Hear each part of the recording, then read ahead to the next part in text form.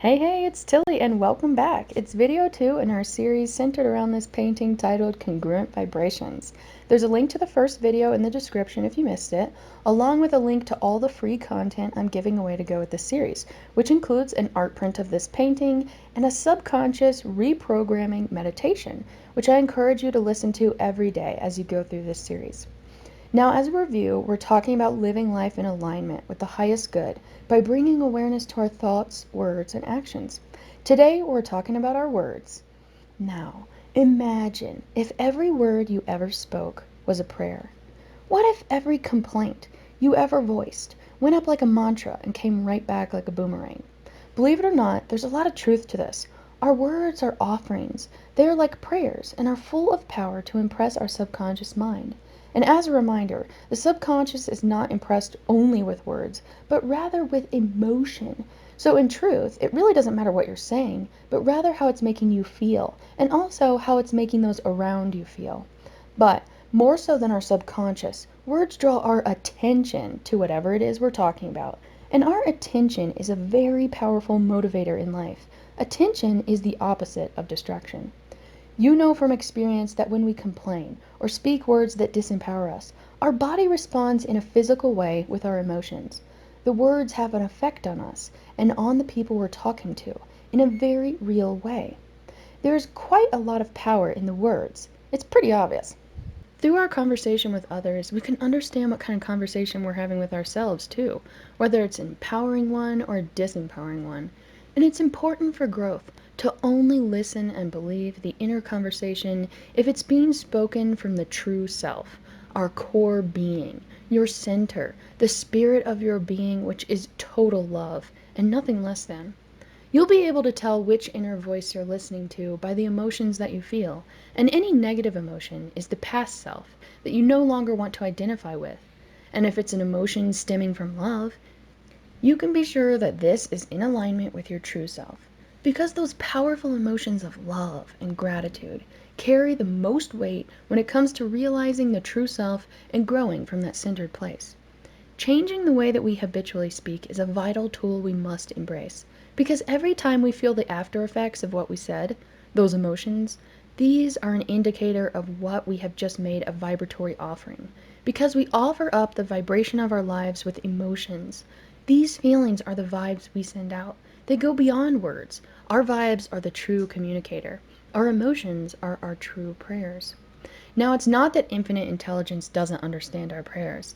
Infinite intelligence and misunderstanding just don't fit together. But what is happening is that we cannot be answered in the way that we desire when we are not ready for it.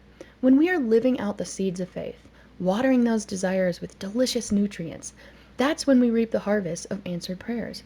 But praying for one thing for 15 minutes in the morning while living out another thing the rest of the day is like watering those seeds with poison. What you live out on the regular is that which you are planting and harvesting in your life. Your regular, every day-to-day emotions is what's training your mind and body to react a certain way or see from a particular perspective. It's what's consistent in our life that pulls the most weight in our experience. One negative word won't drag down your whole life, especially if you're speaking empowering words on the regular. But one positive affirmation won't make a difference if the rest of your day is full of complaining. We want to speak like we've learned the lesson. We want to offer up more words of gratitude throughout our day. Here's 4 practical ways to change our speech. 1 is to connect with your truest self, the self you were as a child before any conditioning, the self that's still there underneath any false identity you may have embraced. This true self wants to speak truth. You have a voice. And perhaps you have some words of encouragement for another, or you have something to say that's personal that you're not sure how others will respond to. This is the time to feel the fear and say it anyways. Don't hold inside what needs to be said. Don't let fear hold you back, even if it's a hard thing to say, like creating boundaries for yourself with a loved one. So long as it is said in love, you are ready to let your true voice shine. The second way to change our speech, so that it's in alignment with the highest good and the divine dream for our lives, is whenever we are in conversation with one another and we are asked a question about a sensitive or touchy subject, we pause. We pause and think, How can I answer this in a way that leaves me feeling empowered and doesn't cause negative emotions to arise? And you answer their question about your current situation from a place of faith, from a perspective of what it would be like if your prayers were already answered. Prayers as in your desired circumstance. And this doesn't mean you lie to them, but it does mean you don't allow your mind to find the worst case scenario and answer this touchy subject question in a way that harms your forward momentum. If that means you say, I'd rather not talk about it, can we change the subject? Then so be it. But I'm sure your creative mind could come up with a way to answer that leaves you both feeling optimistic. Another way to have more congruent speech is to replace certain words. This is kind of like the last tactic, but basically, whenever you're talking to others or having an inner dialogue, choose words that make you feel empowered. An example would be replacing the word hard or struggle with the word challenging. Another example would be replacing the word problem with looking for a solution or ready for a solution. Or instead of saying the word try, like I'm trying to do such and such, you could say I'm focusing on getting better with such and such, or I'm sure I can figure out how to do such and such if I stick with it. Another word that's limiting is the word should. This word is like putting yourself in prison. It's not that we should be doing this or doing that, or we should be behaving in a certain way. Rather, it's more about accepting the present moment and accepting yourself as you currently are. Lastly, praise yourself. Instead of saying degrading things to ourselves, like the one I mentioned in the last video that I used to say, which was, I'm so messed up, we would be so much better off to look in the mirror every day and praise ourselves for even the smallest of things. And throughout our day, start saying the things you wish others would say to you. Start saying, I forgive myself for, and fill in the blank. Bring compassion to the way that you talk to yourself first, and naturally, you'll notice the way that you talk about others and your circumstance will change as well.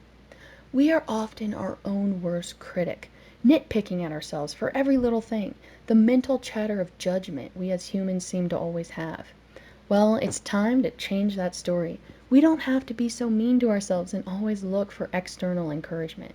We may be our own worst critic, but we're also our own best cheerleader. The encouraging things we say to ourselves have a much bigger effect than the encouraging things others say to us. Because if we say it, we believe it. Whereas if we don't already believe it inside of ourselves, when others say it, our mind will argue for our limitations. Someone may say that you're so great, and your mind may think, what? They think I'm great? They must be crazy. One more habit of speech to adopt is the use of affirmations. I've listed 2 you may resonate with on the webpage with all the free content you'll want to check out. The link is in the description, but you can also write your own. And I actually suggest this because we want to repeat an affirmation that actually does it for us. You want it to light you up and tug on your emotions. Emotions are where the power resides, and you also want a statement that you believe. Because if you say something to yourself that you do not believe, even if it's positive, it actually has the opposite effect that you desire. For example, if you say, I love the look of my body, but you don't believe it, your mind starts to find proof to argue for your limitations, and you will respond with all the reasons that you don't like your body. However, you do want to start with your end goal in mind. You want to start with whatever it is that you desire to one day be able to say and believe. And you want to reverse engineer and start at a place that does feel natural. It's important it feels natural. So instead, you could start with, I am thankful I have a body, or I desire to start to love my body. You can even get funky with it. Somehow, like a miracle, I'm actually starting to think positive thoughts about my body.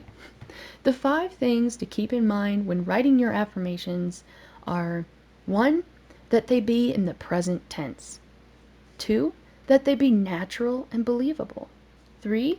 That they invoke the emotions that you want to feel as if what you desired is already happening. Remember that present tense.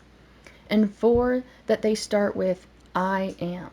I am statements are extremely powerful. Your subconscious mind picks up on them immediately.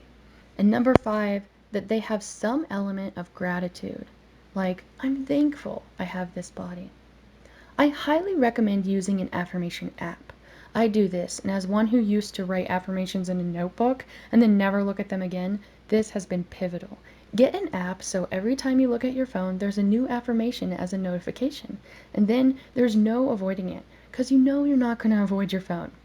Another place I recommend is writing them out and placing them in front of your toilet. That's the perfect spot to be reminded to dwell on your truth. In closing out our discussion on words, there's one thing I want you to remember. If it's the only thing you bring back with you into your day-to-day life, it is to watch what you say. Just be aware of what you're saying, not so much trying to change it or replace certain words, but just being aware that everything you're saying is a mirror of what's on the inside. And just ask yourself, is this who I want to be? Is this who I truly am? But I also want to hear your personal takeaway, so leave it in the comments so others can learn and grow alongside with us. And also, I encourage you to re-listen to this video a few times this week, maybe 2 to 3 times, because I've gone over a lot and often our mind picks up on one thing and wanders for a while. So re-listening will help you pick up on anything you missed, as well as reinforce these concepts and make integrating what you've learned into your life a lot easier. Well, until next week.